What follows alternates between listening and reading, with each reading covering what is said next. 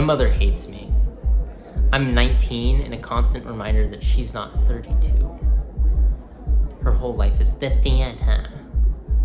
And she knows I hate the theater. Well, not pure theater. I don't hate that. I hate her kind of theater.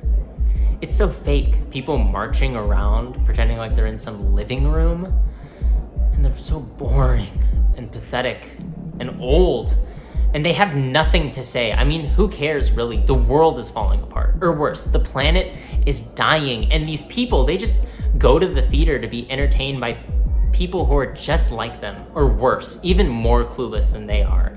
And since producers are so concerned with not offending anybody while they're paying their $100 there's nothing controversial or worthwhile going on. Unless, of course, it's from England. Then, of course, like good colonialists, we bow down to their British accents.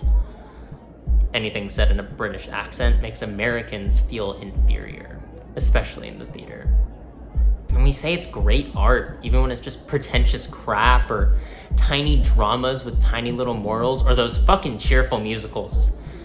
I don't know, we just need a new kind of theater. That's all. Something young and vibrant and dangerous and alive. You know what? Maybe we just don't have theater at all. Why do we have to have theater? I mean, I love my mother, but she leads such a stupid life, dedicating every waking minute to something that just doesn't matter. And you can imagine how utterly revolting it feels to be me.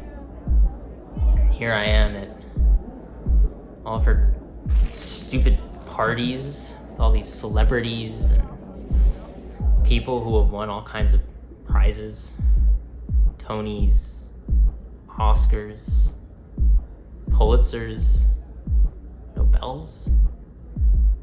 And here I am. I have nothing to say for myself. I don't even understand what they're saying half the time, and they just stare, wondering how Maria could have spawned such a pathetic little loser.